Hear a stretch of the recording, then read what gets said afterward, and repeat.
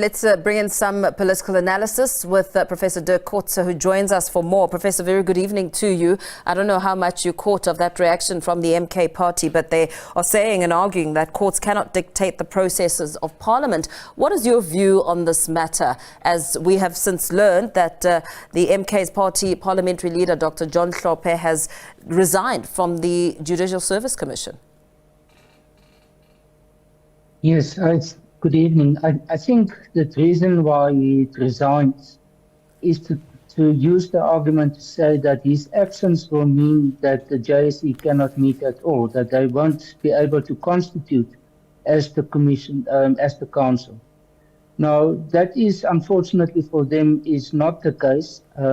In terms of the Judicial Service Commission, the amended Act of 2008 and Section 2, subsection 3A is saying that if there's a vacancy, and this is what has happened now, is that with the resignation or withdrawal of Dr. Hlophe, there is no, one of the 6 positions of members of Parliament is therefore vacant.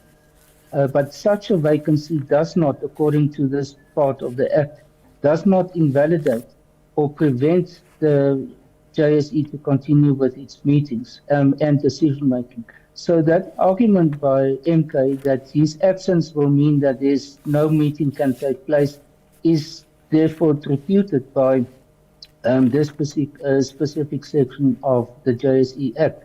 So I think what the Constitution is also saying, Section 178, is that there must be 6 members of the National Assembly, of which 3 of them must be members of the opposition parties. It doesn't say anything of that it must include the official opposition or anyone else.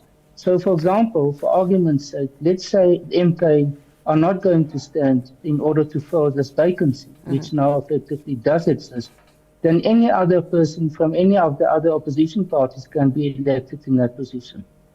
There is not a prescription of who from the opposition must be those 3 persons. So I think this is where we stand with this. I think they do have a point that the Constitution is silent on the matter about members of Parliament who have been impeached and removed from their positions, whether they can be members of Parliament in the first instance and whether they can